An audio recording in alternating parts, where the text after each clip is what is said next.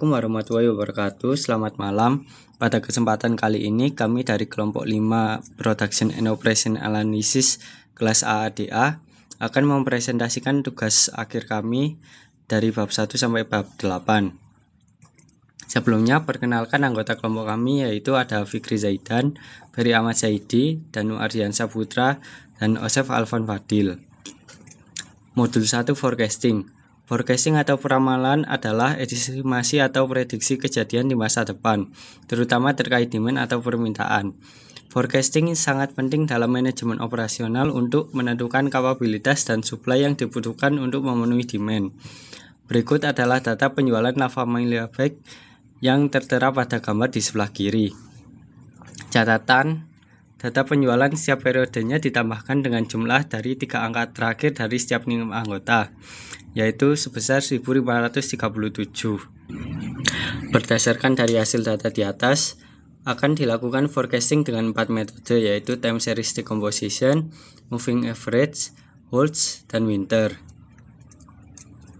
Berikut merupakan gambar perbandingan forecasting penjualan dengan 4 metode dan total sales. Di kiri atas ada time series decomposition, di kiri bawah ada moving average, di kanan atas ada total sales versus holds, di kanan bawah ada winter. Dari 4 metode yang digunakan, maka metode holds menjadi metode terbaik di antara metode lainnya. Hal ini karena metode holds yang diolah memiliki nilai kesalahan error yang paling kecil. Nilai MAP untuk metode holds adalah 3,36, MAD sebesar 2115,82, dan MSE sebesar 311,489, yang semuanya merupakan nilai terkecil dibandingkan dengan metode lainnya. Oleh karena itu, dapat disimpulkan bahwa metode holds merupakan metode yang paling akurat dan cocok digunakan untuk studi kasus La Familia Bike, khususnya dalam memprediksi penjualan sepeda berwarna kuning. Gambar di sebelah kanan merupakan gambar forecast perhitungan dari metode holds yang akan digunakan pada bab selanjutnya, yaitu data agregat planning.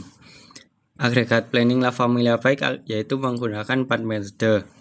Yang pertama ada zero inventory plan, yang kedua ada constant workforce plan, yang ketiga ada overtime plus loss of sales, dan yang keempat overtime plus subcontract. Gambar di bawah ini merupakan gambar data yang akan digunakan pada agregat planning.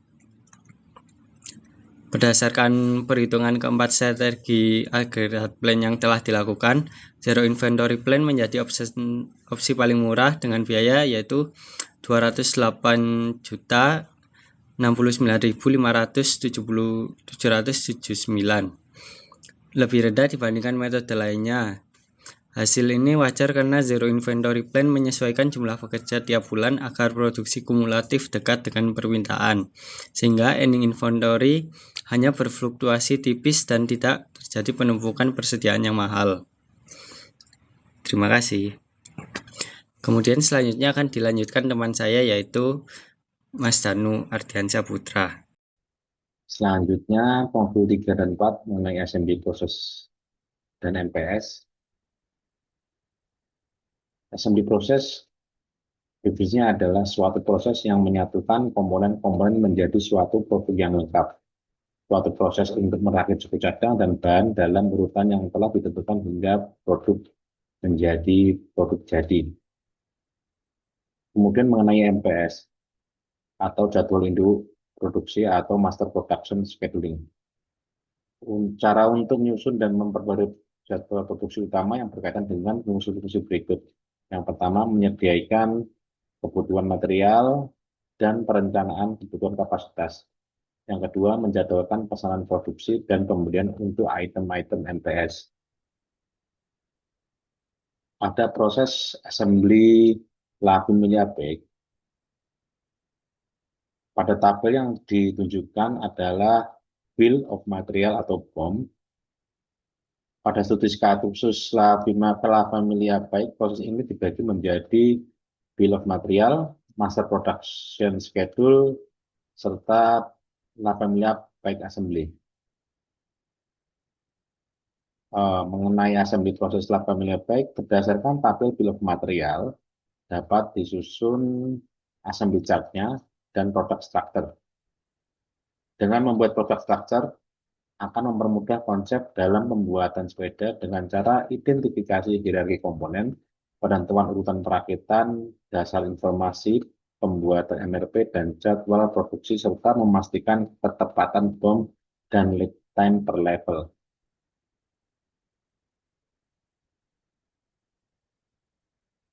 Pada MPS, Master Production Schedule, laku milia baik. Hasil MPS menunjukkan bahwa jadwal produksi tertinggi terjadi di bulan Januari 2022 dengan jumlah 48.179 unit, sedangkan yang terendah adalah pada Oktober 2022 sebanyak 35.010 unit. PAB atau Projected Available Balance menunjukkan proyeksi persediaan yang tersedia pada akhir setiap periode dalam perencanaan MPS. Nilai PAB setiap bulan tetap sama, yaitu 8.750 unit. Sedangkan untuk ATP atau Available to Promise adalah waktu pengiriman yang dijanjikan untuk pesanan dari pelanggan. Nilai ATP sama dengan nilai PAB.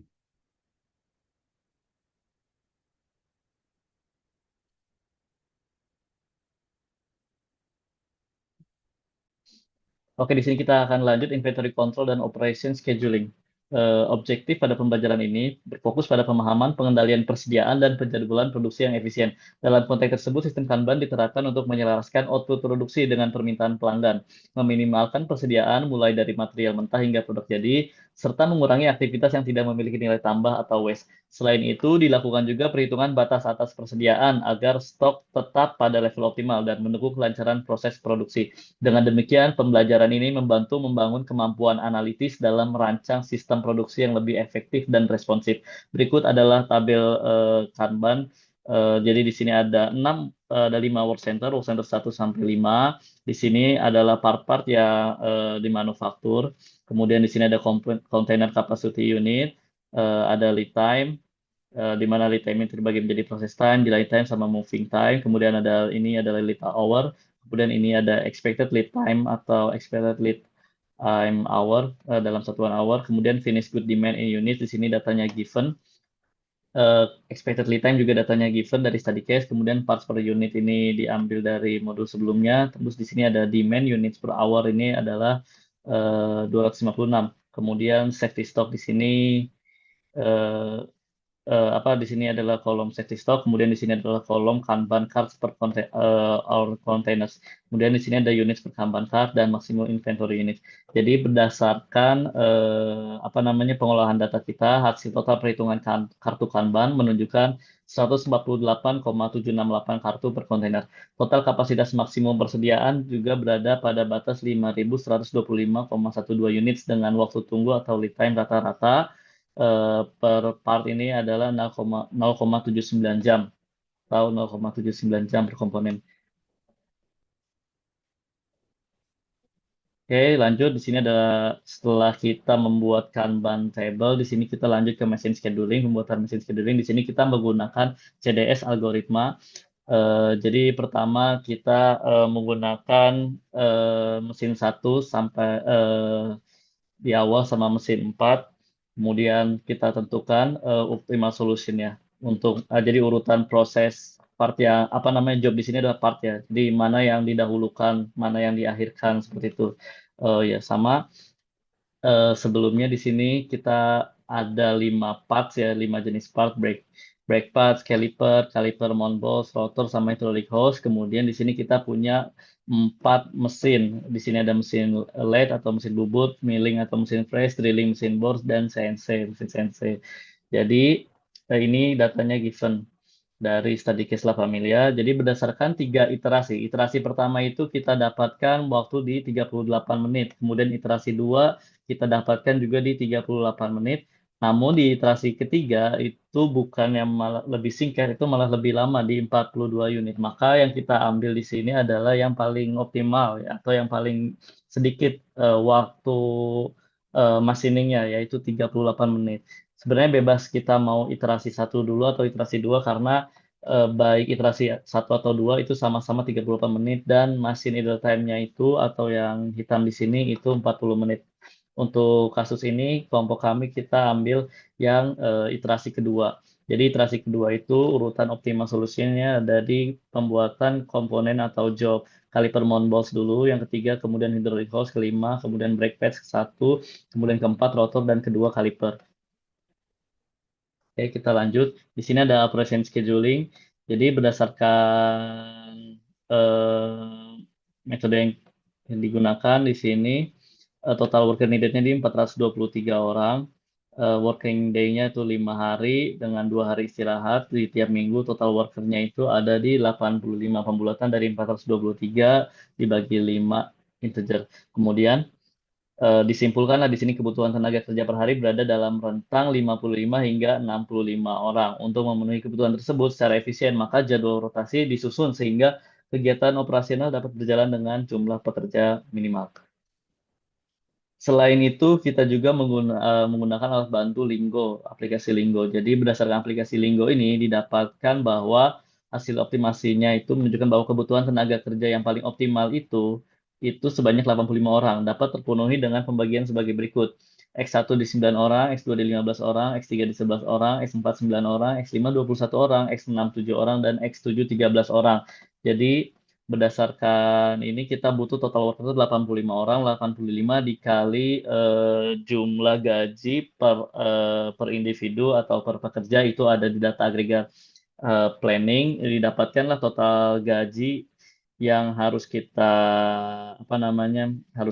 keluarkan untuk membayar pekerja itu sebanyak 430.727.385 rupiah seperti itu. Kemudian kita lanjut ke La Familia Capabilities. Di sini berdasarkan machine idle time operation schedule, di sini didapatkan bahwa machine idle time itu tercatat selama 40 menit. Sementara waktu produksi efektif per batch adalah 38 menit dalam satu shift kerja 8 jam per hari. Kondisi ini menghasilkan output maksimum sebesar 62 unit per hari ketika produksi dilakukan secara paralel dan 12 unit per hari jika dimulai dari kondisi tanpa persediaan awal. Selain itu, safety stock dipertahankan pada level 20,26 unit untuk memastikan ketersediaan material tetap terjaga seperti itu.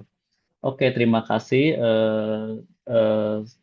Mohon maaf atas segala kekurangannya. Assalamualaikum warahmatullahi wabarakatuh.